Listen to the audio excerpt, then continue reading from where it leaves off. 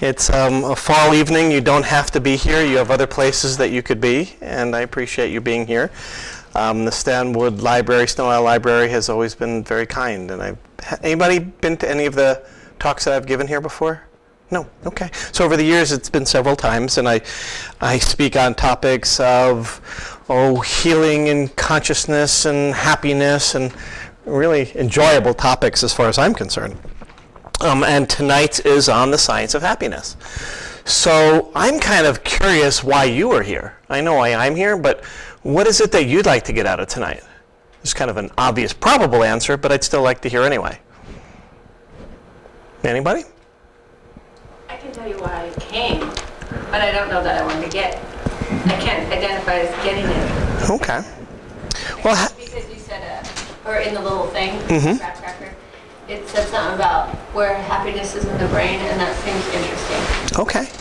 So where does happiness exist? That's a really good question. You know, for this little guy right here, I think maybe while floating in the air, right? But the question really begs, what is happiness, number one? What makes us happy? Number two, how does that work? For some people that matters. And how do we cultivate that further? How much control do we have over that? So I'm going to go ahead. So my name is Dr. Craig Weiner. I'm a chiropractor in Langley on Whidbey Island. I teach things like right brain aerobics. I teach things and train people in using that EFT tapping technique. I do a lot of work in mind-body healing and do trainings really around the country and heading off to Hawaii. That makes me happy next week. And so I love talking about things that make us healthier from the inside out. Yeah? So tonight we talk about what makes us happy. So let's define happiness. So in case you can't tell, that's me and my wife Alina, and she makes me very happy. Yeah, as it kind of shows in the picture. But what is happiness? Let's try to get a little bit of clarification on what it is so we know what we're talking about tonight. So happiness can be defined in a lot of ways. Happiness can be defined as emotions that we experience when we're in a state of well-being. So when we're healthy, when we're feeling well, physically, emotionally, spiritually, that one of the results of that is feeling happy. Now, I'm not going to talk about how we get there yet, but that's one of the things that makes us happy. There's another good definition I like. Psychology Today said, happiness is more like being satisfied. It's more like being content than happy, happy, happy, happy, right? So people have this kind of like bubbly, happy thought of what that is. So they say it's more than just happy, bursting with glee kind of sense. It has a depth. It has a deliberation. It encompasses living a meaningful life. Hi, come on in, we just started. Utilizing your gifts and your time and living it with thought and purpose. So what I'm trying to get at with that is we have like a superficial idea of happiness, I think. And it's like smiling all the time, and we see it on sitcoms and movies, and it's just this happy countenance. But what they're trying to say is when they look at happiness, that it really has a depth to it, that there's a sense of being with it, that gives us a sense of meaning and purpose and joy and satisfaction and contentment. And there's no one thing that makes people happy. There's no one thing. They've done studies to see if it's in the climate. If you're in the warm places, does that make you happy? Not necessarily. If you're in a particular country, does that make you happy? Not necessarily. If you make a certain amount of money, does that make you happy? Well, I have to say no. There's actually a very beginning level of happiness and economy that happens. And once we reach that basic level of having our basic needs met, like if somebody's living in the streets and you give them a roof, okay, that brings a pretty big happiness quotient. But over a certain income level that basically varies a bit, once people have their basic needs met in their culture, that more money doesn't equate statistically to more happy. Okay, so if it's not geography, and it's not money, and it's not temperature, and it's not the city we're living in, then what does it?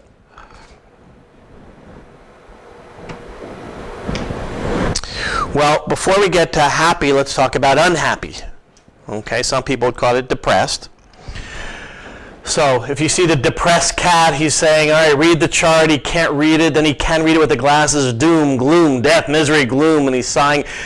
He's looking at the way he sees the world when he sees things. So when we start to look at a place through the eyes of things are not happy. In fact, they are not good. And there is a difference between a little d being depressed and a big D being clinically depressed. They're very different things. In other words, we lose somebody, we feel sad much of the time. We lose somebody, we grieve. So being depressed or down or negative in the way that we're seeing the world for a period of time after a hard event is a natural sequelae. But being ongoing depressed without having that is different. So some of the unhappy statistics, better word than depression, less than 30% of the people report being really happy. 25% of Americans claim that they're actually depressed, and they mean clinically depressed. And the World Health Organization says that by 2020, depression will be the second to, not ear disease, but actually to heart disease, as the leading cause of disability and the second greatest burden of global illness. So on this scale from clinically severely depressed to being very happy, there's a spectrum, right? And so we're looking, I think, for each of us to how do I move a little bit higher in that spectrum away from feeling blue all the time to feeling ecstatic that doesn't tend to be there all the time, but we're trying to move our way up on that scale. And the cost of that or the lack of that is in the billions. From lost time to lost relationships to, divorce lawyers maybe they get happy from it, but a lot of lost relationships, a lot of lost time, a lot of lost work. That depression affects everything around us. It's the way that somebody sees the world, and anybody that's lived through that over a period of time knows that everything is affected through seeing through that eyes of the unhappy or the depressed.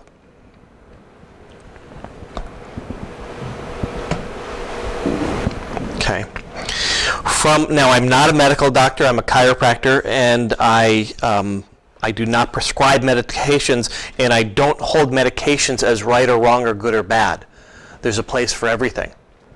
However, there's also a place where things get overly influenced financially, and this is one of those cases.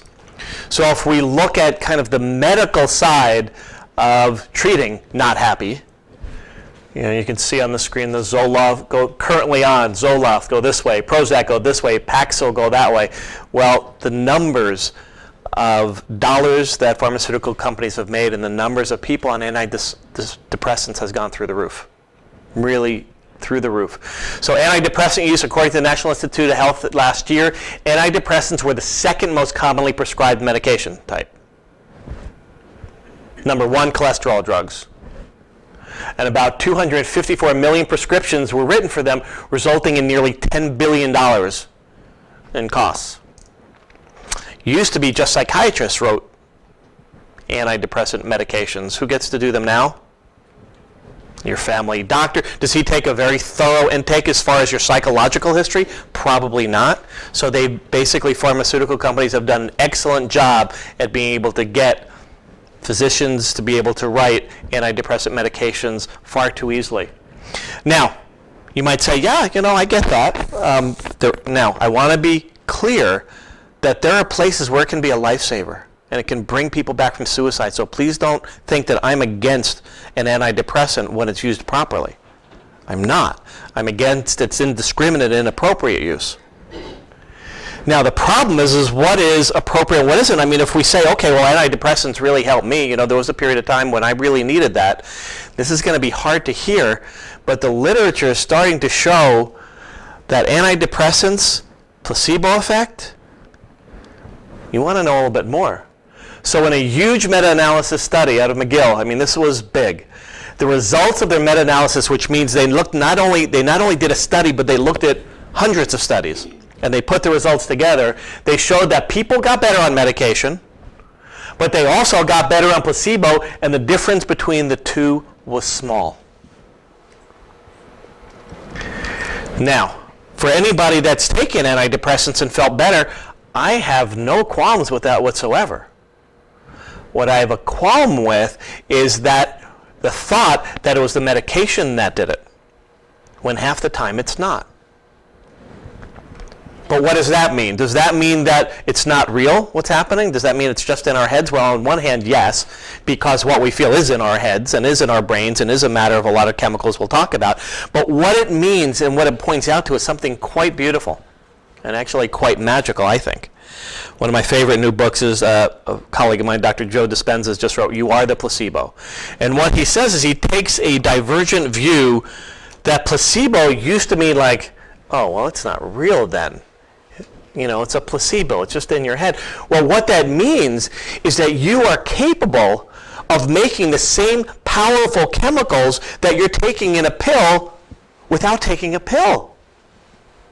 It means that your body is capable. In other words, if you have receptors for this particular medication, then you probably, if you have those receptors, have a way that your body makes that chemical. Otherwise, you wouldn't have a receptor for it. So what that says is that half of the time, approximately, it's being debated exact number, but about half of the time, the effectiveness of an antidepressant is coming from our own innate body's ability to make the chemicals we need to not be depressed. That's really exciting. Now, it brings up a lot of questions when we talk about placebo and how should a physician, for example, use placebo. In other words, and we can go over tons of placebo studies. You know, one of my favorite ones is a person that works with joints was the knee study, which has just been done and done over again when they took a surgeon said, you know what, anybody have kind of knees that are worn down a bit? Anybody? Nobody? I do. Thank you. Okay, so yeah, I can't imagine there's nobody, right? So when a knee starts to wear down and get a little arthritic and get kind of like it starts to break down a little bit, right? So surgeons, a lot of times what they'll do is they'll go in, and for a while they did either a debridement or a lavage where they kind of go in and they clean it up, right? That's how we call it. We go in and they clean it up with their arthroscope. Or they'll go in and they'll kind of wash it out, basically. So one surgeon basically said, well, which one works better? We don't even know. We're doing them and we don't know. So he decided, let's do a study. This is about 15 years ago now. And he said, let's do a study where we compare this one versus this one and find out what's better. And, you know, because studies have to have one, fine, we'll put in a placebo and we'll pretend that we went in and did that and we'll make a little mark and talk in the surgical room like, oh yeah, that looks really good. Yep, that knee look at that. Let's clean that up. And they would do things like that, but they didn't really do the wash or the surgery. So then they wanted to compare which of the types of surgeries did better. And this one showed a certain amount of effectiveness and this one showed it about an equal. So there really wasn't a difference between the two surgeries. But guess what the really interesting thing was? Guess what did just as well as the two surgeries? Let's pretend that we did a surgery and let's talk about how well that surgery went under anesthesia, and then when they even looked 3 months, 6 months later, still the same results. Well, wait a minute, that's hundreds of millions of dollars of knee surgeries that are being done that maybe don't have to be. So there's tons of placebo studies. That's a small one, but we have to start to look at what is it. We've started to look at, for example, you know, the ultimate of unhappy is depression. We'll just call it that for a moment, but it's a category, a larger category of different aspects. But when we look at that, we've come into this belief, well, it's a chemical problem. Right, in our brain, we don't make enough of this, or we make too much of that. I won't get into all the details and the serotonin uptake inhibitors, and et cetera, et cetera. But basically, we've come to try to understand depression, and there's been this place of, oh, well, I have a chemical problem in my brain. Okay, all right, well, that explains it, and so I'll take a chemical to help balance that problem. But how do chemicals get made in the body? We're making chemicals all the time. We're our own biggest lab in the world. And what are things that affect what chemicals we're making? What we're exposing ourselves to, what we're thinking about, what we're feeling, what's happened to us, what we think is going to happen to us, what we're constantly thinking about in our brain. All these things are making the chemicals, so yeah, you got a chemical problem. But it also means if you're making a chemical problem, you can also have a chemical solution. because you can have an effect on happy versus unhappy based on what you think and what you feel. And we'll talk more about that.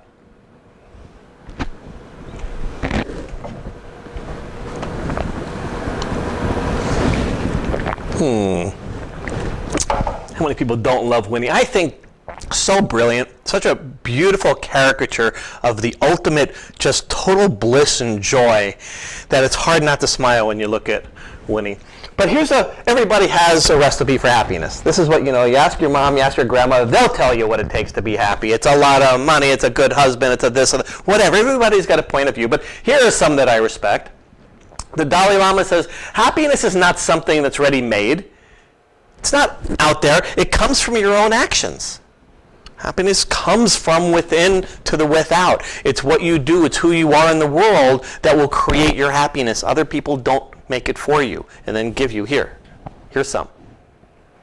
Gandhi said, happiness is when what you think, what you say, and what you do are in harmony.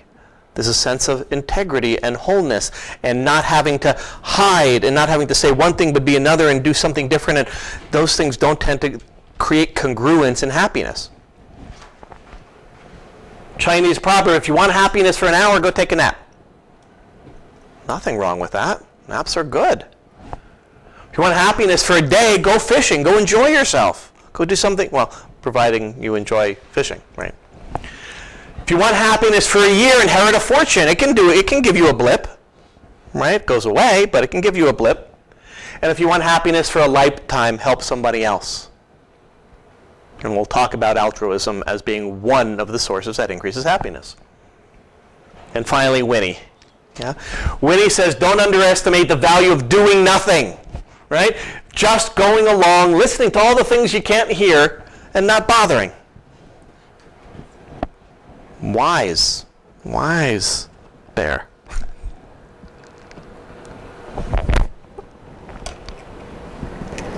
Okay, let's talk about the happiness set point. So in case it's hard to see, there's looks like a father and child trying to push. Wow, I guess he did it. There we go. Trying to push a rather large boulder, and like it's immovable and not budgeable, and it's just set. So studies by Lycan and Tellegen, back in '96, they followed over 1,000 sets of twins.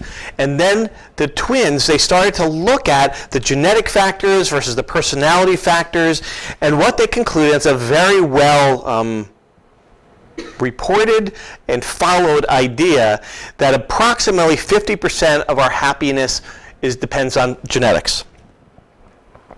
Okay? And so what they did was basically what this means is that we have, and through genetics and the way early development, we develop a certain set point.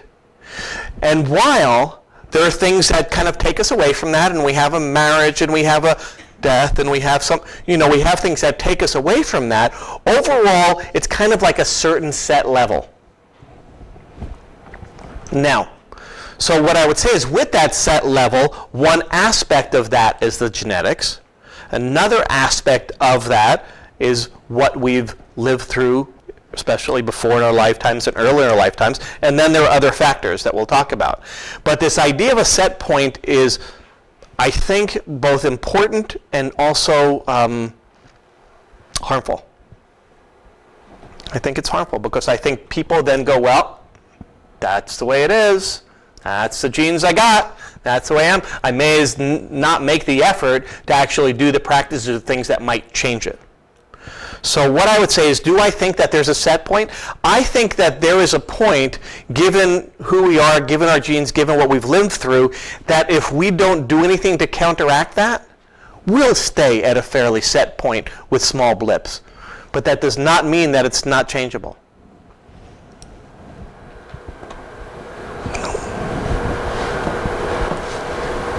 Come on.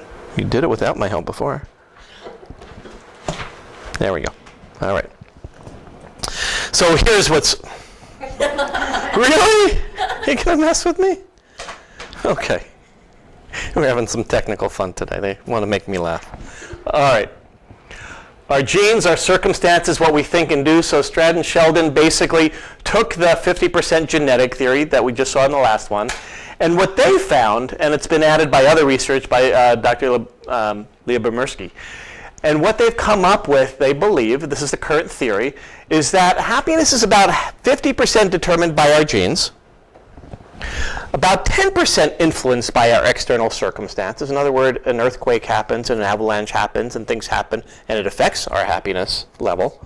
But about 40% of our happiness is determined by our actions, our thoughts, our feelings, our beliefs, what we have more control over. Okay? Now, I do want to say one thing about genes for a moment. The idea of genes and epigenetics, because I feel like it's my calling to bust a common belief that we've had. People believe that your genes are who you are. You know, ever since Watson and Crick, and anybody had to read the double helix back in college, and it was the study that showed the miraculous discovery of the double helix and DNA, and then all of a sudden we became influenced by we are our genes. Well, fortunately, the field of epigenetics, which means the around the gene stuff, is emerging in a very big and powerful way, which says, you know what? We all have a blueprint. Just like a house has a blueprint given to you by your mom and dad and created your genes, and that is a blueprint of how your life and physical and things are going to be. However, that doesn't mean that's the way they're going to be. It means it's the blueprint. Blueprints, by the time an architect first designs the first rendition of a house, and by the time it's actually made, is often not the same. Changes have been made. And we are constantly epigenetically changing which genes are expressed, which ones are not expressed, based on factors that are happening in our body, which are influenced by what we think and what we feel.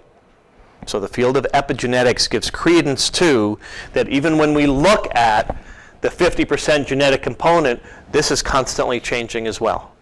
So I want to be clear that that's not hard and absolute. Okay, I'm only going to hit you. There you go. All right. So the flaws to this theory of happiness set point in genetics came from it's the largest in the world study done in Germany that's ongoing. It's ongoing for decades now to observe happiness in German culture, and what they look at is basically life satisfaction and happiness with all kinds of different life stresses and factors. And what they really point out in this study is, in this one, especially compassionate action, how people were behaving and interacting with others in the world significantly affected what they called the happiness set point of people. So it's the largest study saying, you know what, yeah, it's a good idea and it has some merit, but it's also got a lot of flaws. I'm not going to press you again. There we go. So I want to talk about something called negativity bias. So this is a cute little egg, and all I can seem to think about and remember is the time that he was a cracked little egg. Okay? So negativity bias is the psychological phenomenon by which humans have a greater recall of unpleasant memories compared with positive memories. And somehow we believe that evolutionarily that really served us. So what that means is, for example, a good story that Rick Hansen tells us, if during the day you had 10 interactions with your partner, with your spouse, or your child, or your parent, and in those 10 interactions, 6 of them were really good. I mean, they went well, and it was laughing and having a good time. 3 of them were, I don't know, they were kind of neutral. They were all right. We talked, but it wasn't great. It wasn't bad. And then there was one thing that was really sucky that happened. Guess which thing you're probably thinking about before you go to bed? Out of those 10 interactions, probably the one that was not so happy and not so good. Would somebody mind, wow, that could be, who could be there? Something great could be behind that door. Chula? No. Hello. Hi, come on in. So that negativity bias says that despite all the things and experiences we have, Sorry, I think we're in the wrong meeting. okay, we're talking about happiness here if you want to join us. Well, patrol meeting. That's when I start. Okay, if that makes you happy, you can. I'm a lot happier. So the theory is that we were meant to learn by what didn't work in order to survive better from eons and eons and generations. That when we ate something good that was good and we enjoyed it, but if we ate something poisonous that made us sick, it was way more important for our survival to never eat that plant again than the one we enjoyed. So it seems as if it's hardwired into us to have a negativity bias, which means that if we're living our lives and the things that we remember more are the bad things, then we're going to have to make some effort to actually do things and be exposed around things that are good things. And they say, for example, Dr. Gottman, who's a local world-renowned expert on relationships, say we need to very much try to do or say 5 good things for every bad that we say, in a 5-to-1 ratio. Because otherwise, that one really gets a lot more power, and it's not very useful for happy relationships. Could you say that again? Sure. For every 5 communications to make a happy relationship, out of 5 of them, or it should be a 5-to-1 ratio of 5 things that are loving, compassionate, good, helpful, encouraging, compared to 1 that isn't that way. And if you have less than 5-to-1, the relationship probably isn't having a lot of joy and satisfaction and happiness and mutual appreciation and gratitude and,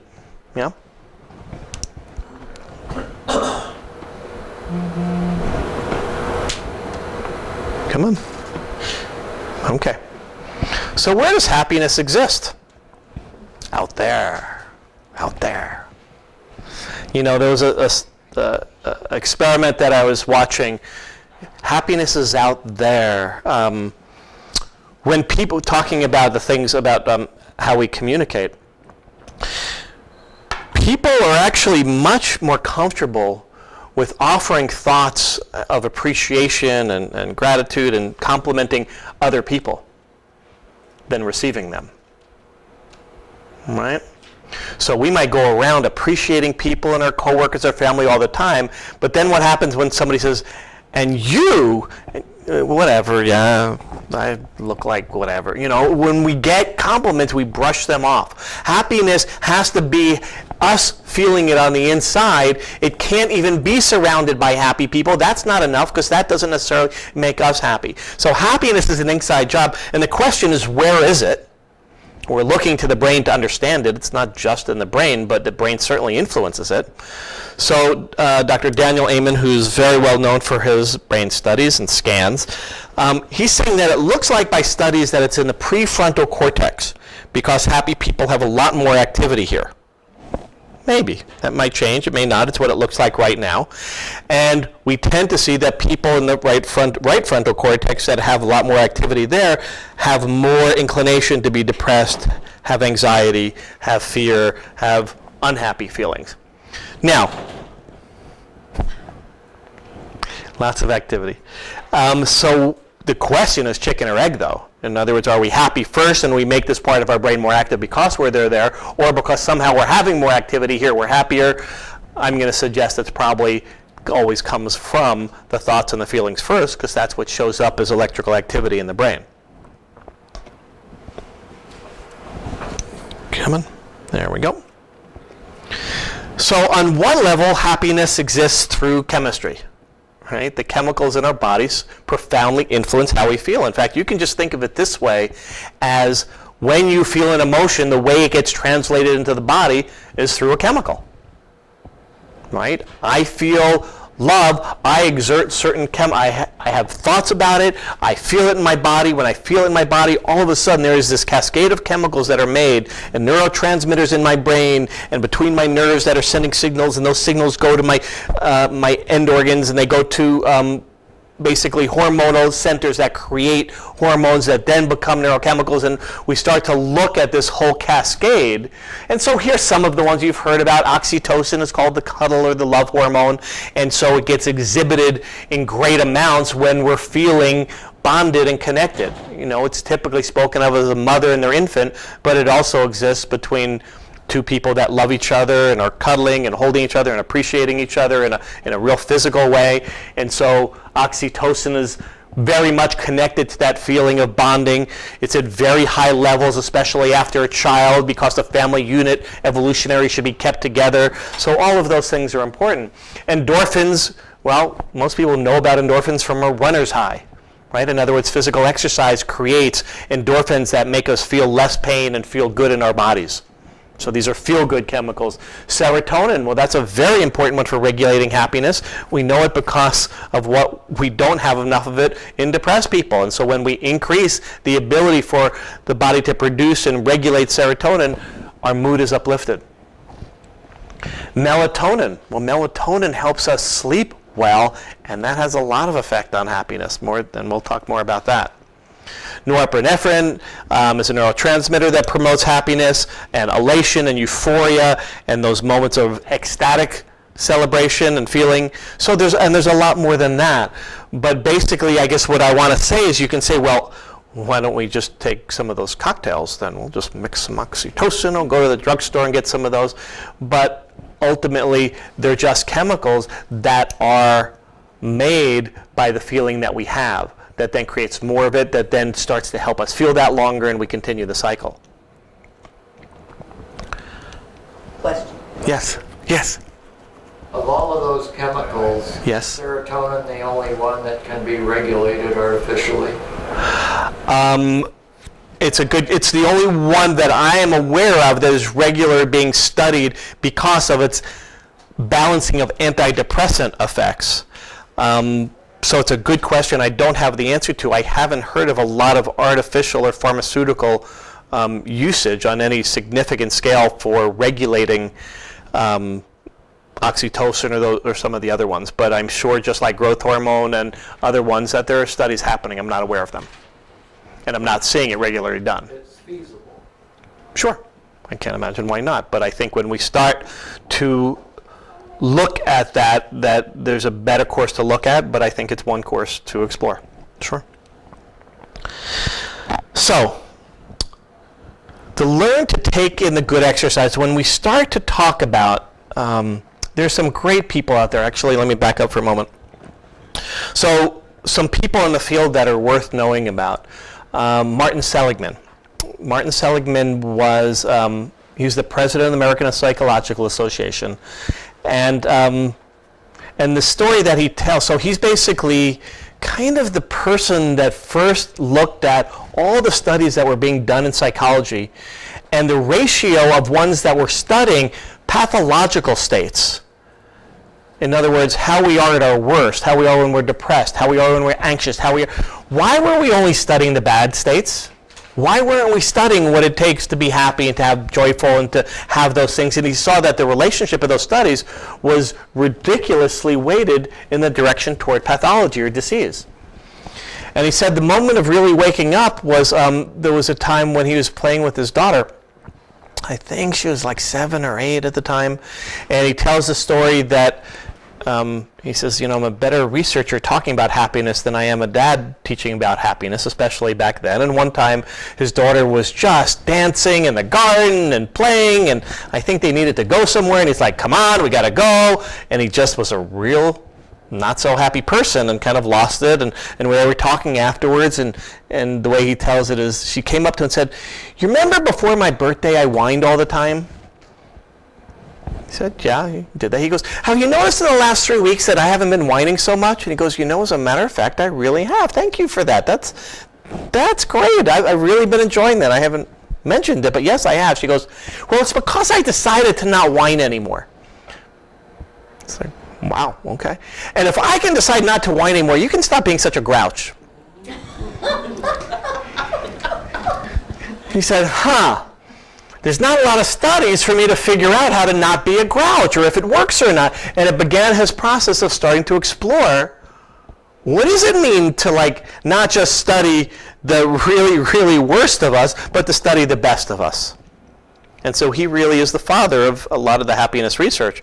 Another wonderful one that's out there again right now, a psychologist named Rick Hansen. And Rick Hansen, he put together this exercise, I mean, in his own way, and I'll talk about that. But what Rick really understands and speaks so well, and you can find them on YouTube and other places, is that musical songs make us happy, and even when they're in dial tones. Is that what we think affects how we are? That his newest book, for example, Hardwiring Happiness, says it's not just this subjective, soft, happy, not happy, that literally how we think and how we feel literally changes the shape of our brain. That neurons that wire together fire together. So many of these things, people that love neuroscience know these terms, but he really, as a meditation teacher and Buddhist, he has tried to find some very simple ways to take that which we know about neuroscience and apply it to the every person and every day. So we're going to do a little exercise, but I'm just going to go ahead and I'm going to share it first. So he calls it the HEAL exercise. And that's fine. The HEAL exercise says that if we start to have our brain exercise on experiences that make us feel good, that we start to wire neurons in our brain that start to get pumped up by good feeling thoughts and feelings, and that we're more likely to have them than others. And we start to look at areas of our brain that actually build up and become denser and more neural connections when we do this. So the HEAL exercise is number one is have a good experience to activate. It has to be an experience. So in other words, the first part of the exercise would think about an experience in your life that you've had that makes you feel good. I don't care whether it was sitting on the beach, it was the last time you were on vacation 16 years ago, or whether it was, the last time that, you looked at your child when they were asleep and you just can't get over just how dang cute they are. Whatever the experience is, you held your dog and you just fell asleep in your lap. And so whatever experience it is that when you close your eyes and you think about that, picture that, it makes you feel good. So you have to activate an experience, and basically what we say is we bring that into our prefrontal cortex. It's that part of our mind when we put focused attention on something. And then you enrich the experience. And you enrich the experience, and you create the thought about it, and you grow that thought into a feeling. And literally, it becomes an emotion. It becomes a physical way of knowing that. I want just everybody for a second to go ahead and think, and let's do this for a moment. So I want you to just think of a time, think of an experience, think of a picture with your child, with your parent, with your friend, with a lover, with a pet, outside by yourself, with a tree, a time that you fell asleep. The last time just fell asleep watching the clouds go by on a summer afternoon. I don't care what it is, but something that when you think about it, it's like, that's a good memory. And now I want you to add dimensions to it. I want you to see if you can enrich the picture. Maybe just notice what time of year it was, what the smell was, what the sounds were that was happening. See if you can somehow make that picture brighter, bolder, more detailed. And now I want you to try to expand the feeling. Maybe notice where it is in your body. Maybe it's making your heart swell, or you feel it in your chest, or your cheeks are getting tight from smiling and your eyes are crinkling. Just notice the body effects of what's happening just by thinking and feeling it. Notice the body feelings, noticing the emotion that's associated with it. And then set an intention that somehow literally you are absorbing that, wiring that, sending it through the cells of your body and through the neurons in your brain. It's like you're recording it again. You're re-experiencing something that brought you joy at another time, and you're making another layer of recording about it. And maybe even picture, however you picture brain cell neurons in your brain, wiring and thinking, making more connections, remembering and recalling how that experience happened and what it felt like and what it feels like now. That right there, taking that 30 to 60 seconds to do that, it's amazing. They've done studies where we look at our best memories, our happiest memories, and they've done studies estimating how often we rethink about those.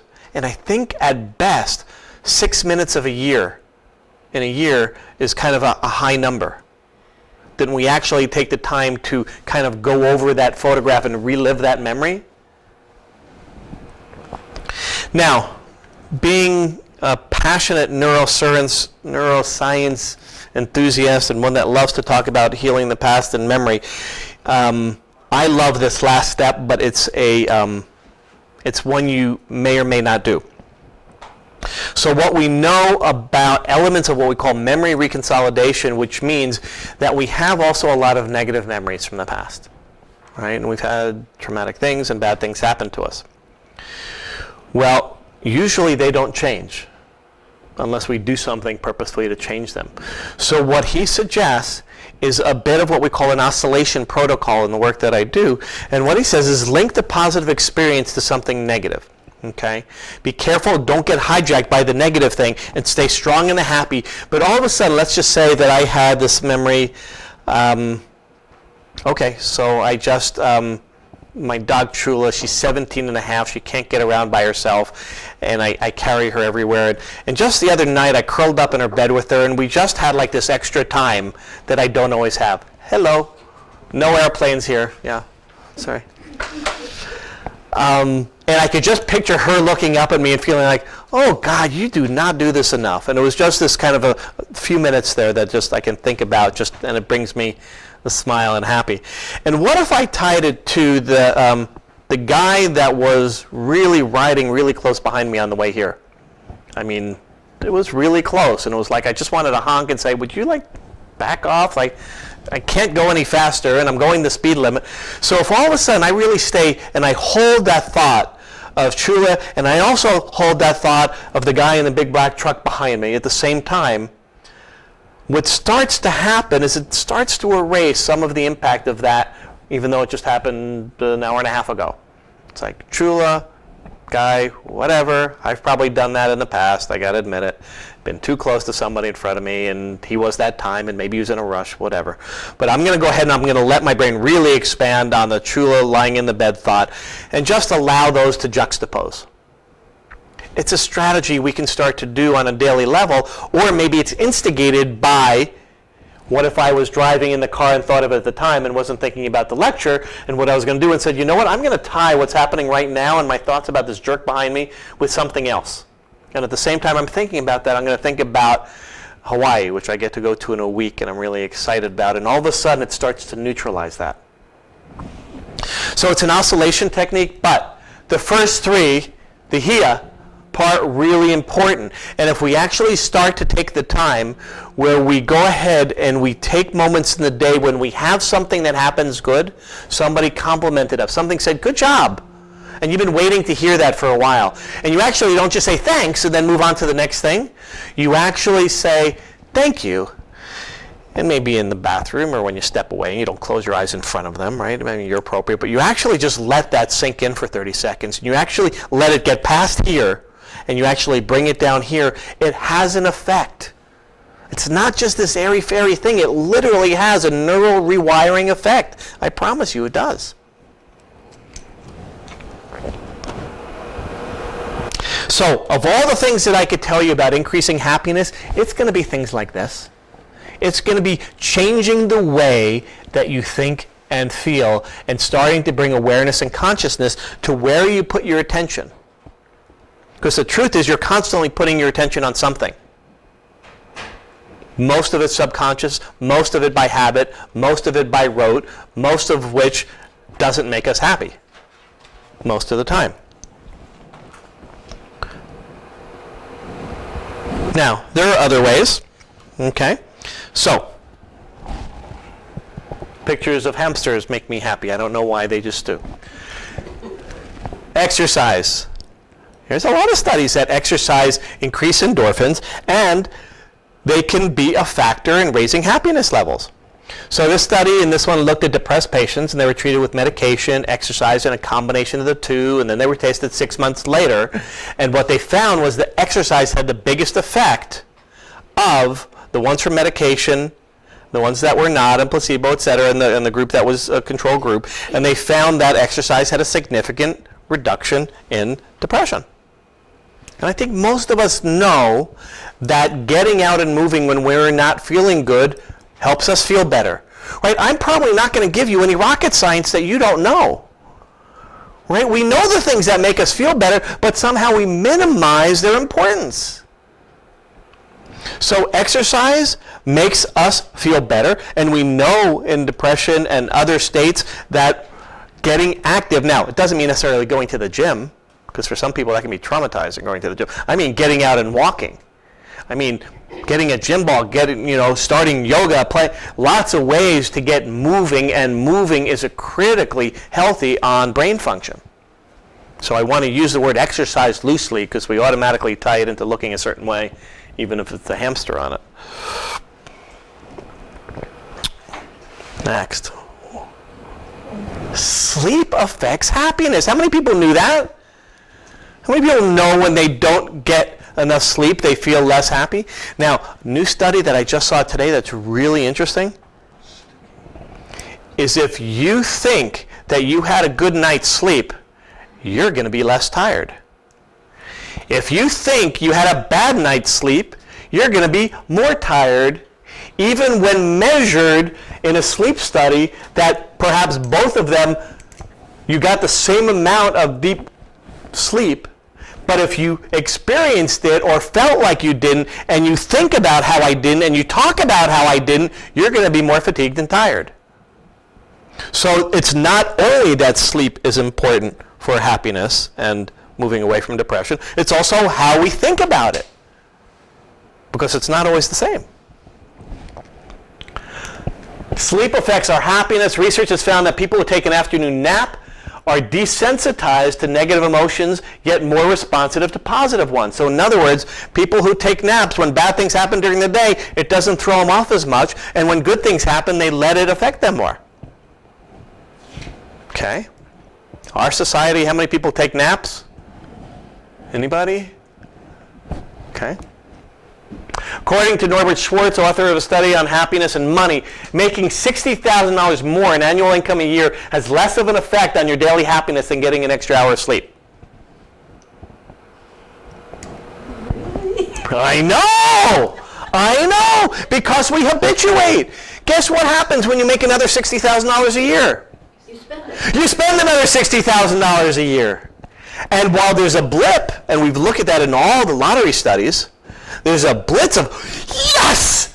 Yeah, you're bowed in this, and then pretty much what starts to happen is over a period of time, it goes back to that kind of set point of, now I have more responsibilities, now I have more things I have to worry about, now I have more employees, So getting more sleep can create more happiness than making more money. Who knew? Your mother knew. That's why she said, come on. Oh. Wow, you were just, there you go. I saw you click. Come on. There you go. Feeling connected. Friends, family. Now I'm dating myself. Does everybody know who we're looking at here? Some of us. So, Friends. That was the television show Friends. Okay. So, one of the top 5 regrets of dying people is having not spent enough time with family and friends and working too hard. So Dan Gilbert, so many of you have seen him on that commercial, right? And it has like that, he's the author of a lot of books on happiness. I think it was The Pursuit of Happiness.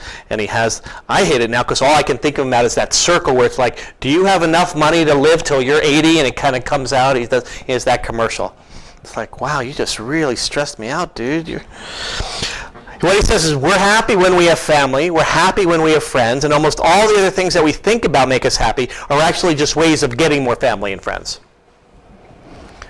What's that saying? Is we need, as a species, we need to feel connected. We're wired for connection. We are literally wired as social beings for connection.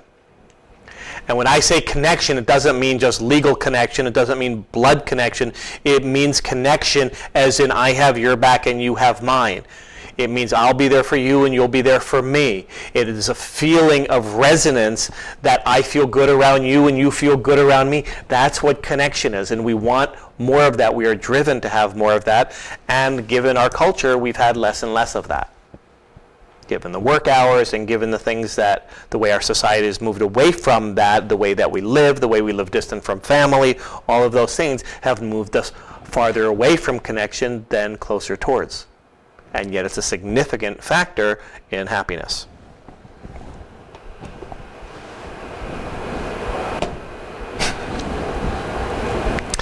Altruism. A lot of studies on this. Basically, we get more happy juice when we spend money on other people than when we spend it on ourselves. Okay? Philanthropy makes us happy when we do it. A 2012 Harvard study made students give away money. They gave money to participants, and half of them were asked to spend it on buying things for themselves. The other half was asked to spend money on buying things for other people. And the results was participants assigned to recall a purchase made for somebody else reported significantly more happiness right after the remembering it. And most importantly, the happier that participants felt, the more likely they were to choose to spend even more money on somebody else in the near future. So generosity begets further generosity. Altruism begets more altruism. Altruism brings more happiness. Happiness brings more altruism. So I think that says something. It's not something new, but giving is important. So is receiving. But giving is another way of increasing our happiness.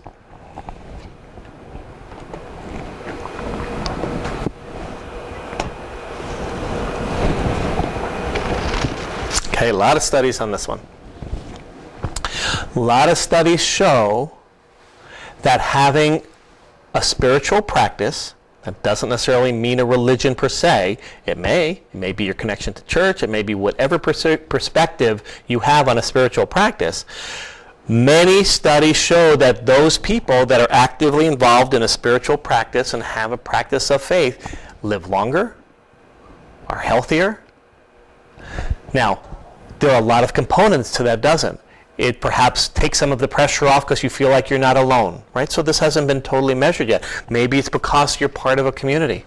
And we're talking about the social connection. So there's support. There is a sense also when they look at happiness of different factors. Martin Seligman talks about happiness, and I forget his words for it, but on the first one is really pleasure, right? Pleasurable food, for example, makes me happy, right? I'm happy when I'm having a particular type of chocolate bar with salted almonds, and that makes me happy. Not long, but it gives me a little dose of happy. Then there's a happiness of feeling like there's joy and connection in my life. And then there's another level of happiness that means I'm part of something bigger, that my life has purpose and meaning. And so they speak about different levels of happiness, and we believe that having some sort of faith or spiritual practice is a part of that deeper level. When we went back to that early definition of happiness, that there's a deeper level than just the joy and the bliss and the happy feelings, that there's a contentment and a deep satisfaction with who I am and why I'm here on this planet.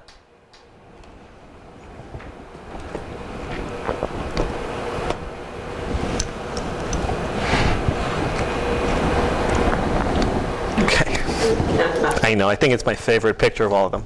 Yeah. Meditate. Okay. How many people have ever had some sort of meditation practice? Anybody? Some. Great. Mentor of mine, Dr. Stephen Schwartz, brilliant, one of the most brilliant men I know, really once said to me, if you wanted to only do one thing in your life that would have the greatest effect on your health, on your happiness, on your relationships, on your well-being, on your sense of satisfaction, on your blood pressure, he goes, you'd meditate. Lots of different ways to do it. It doesn't have to be any particular method, but a regular practice of meditation will change more things for the better than any one thing that you can do. And studies are piling up left and right, hundreds and hundreds and hundreds, that a type of focused meditation / focused attention practice has, I can't even tell you how many effects on the immune system. I can't even tell you how many effects on cardiac and respiratory and digestive health. I can't even tell you on sense of happiness and well-being, on sense of peace, and I can't even tell you about physical brain changes that happen within 6 weeks of starting a meditation practice where parts of the brain actually start thickening. Physical changes. I don't just mean what you think, but what you think correlates into physical changes. So it's developing some sort of beginning meditative practice without the pressure that it has to look a certain way, without the pressure that you have to join a particular group. Lots of people out there, and I'll give you my email, and actually before I forget that, if you want the PowerPoint slides, I've got to sign up. I do like a monthly newsletter, and if you're interested in the slides, I'll send them to you afterwards. So this one says a research team from Massachusetts General looked at the brain scans of 16 people before and after an 8-week course in mindfulness meditation, and they showed it after completing the course that parts of their brains associated with compassion and self-awareness grew, and parts of the brain associated with stress shrank. I could just stop right here. Right? I mean, isn't that enough that literally you begin something that you can spend 5, 10, 15 minutes a day and you can literally physically change your brain so it's more likely to be happy?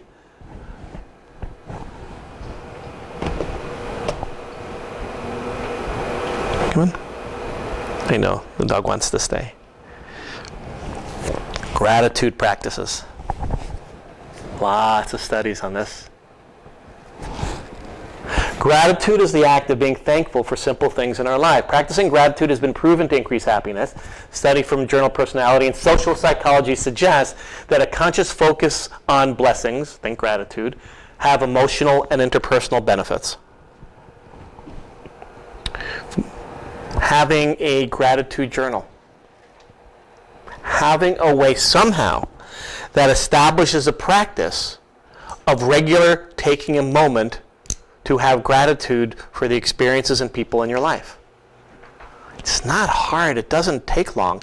But in an exercise, in fact, let's just do it, okay, if you wish to. So this will take probably 90 seconds. So I'll invite you to close your eyes for a moment. And I want you to just picture one person in your life for which you're grateful that they're in your life or have been in their life. Maybe they're past. But that because they were in your life is better for it. Or because they are in your life. And I want you to go ahead and now try to build the picture a little bit. And maybe you're visual, maybe you're not. So however you sense that person, by sight, by just kind of knowing they're there, I want you to go ahead and expand and kind of picture them, see them, feel them, and let that grow for a sec. Maybe you're remembering some particular aspect. In fact, let's do that. Remember a particular aspect about them that you appreciate. The way they listen, the way they make you laugh, the way they are there for you when you need them, whatever it is. I want you to go ahead and just really focus on that and see if you can take it from just the thought like, oh yeah, I remember Uncle Joe was really nice to me, to actually let yourself turn the thought into a feeling like we did before. And I'll give you a few breaths to just do that.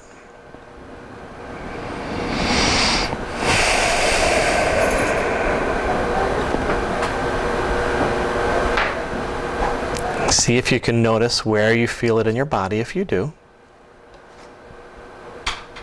And allow it to grow and get bigger and brighter and more sensations.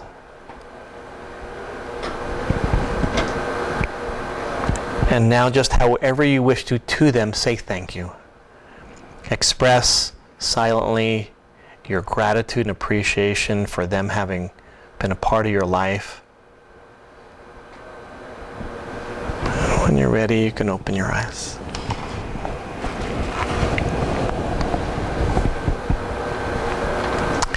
Now, there's even more research that says that is powerful. But if you take that and then you write it down, it increases your happiness. And if you take it, write it down, and actually take the time to tell them,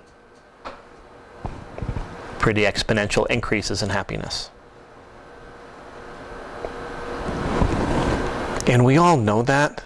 We all know what it feels like when somebody expresses real appreciation to us for ourselves. But it's not just about saying it too, it's for taking the time to actually feel it. And it's like kind of getting from here into here and integrating those two. So when I look out tonight and I look at, when you close your eyes and I see many of you just kind of having this like smirk and kind of smile, thinking about somebody, knowing that that is not just affecting your brain and your body, but possibly affecting the others already without them even knowing it. And we're not going to get into non-local knowing and information tonight. But you radiate that. Your energy field, and I'm not getting woo-woo here, it's measured. We can change our electromagnetic energy field that surrounds our body. It's around us. That's why we feel and sense people. There are fields around us that can be measured that go beyond our skin. So when we focus and we start to change our brain consciously and being more aware of what we're thinking about and bringing it from thought to feeling, we literally change our brain. We start to change the electromagnetic field, which then impacts people around us, which then has that catalytic effect. And you know what it's like when you're around laughter, for example. It can go viral. Our happiness affects people in that way. And we all know people like that, and we want to be around them because when we're around them, we feel happier. But we have to be the source of that. Ultimately, we have to be our own battery pack. We can't just depend on others for that. So, with that, come on. There we go. I say thank you.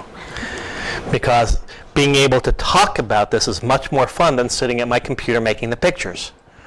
And being able to see and feel that to whatever information affected you and touched you, you're going to go home, you're going to talk about it, you're going to practice it, you're going to do whatever you do with it. I'm not attached to what you do with it, but I know it makes me happy to share it. And I know it's way more happy making when I see your faces than when I'm just looking at a computer screen making it. So I want to say thank you for the opportunity for being here tonight, and I'll take some questions in a minute, but mostly I just want to say thank you.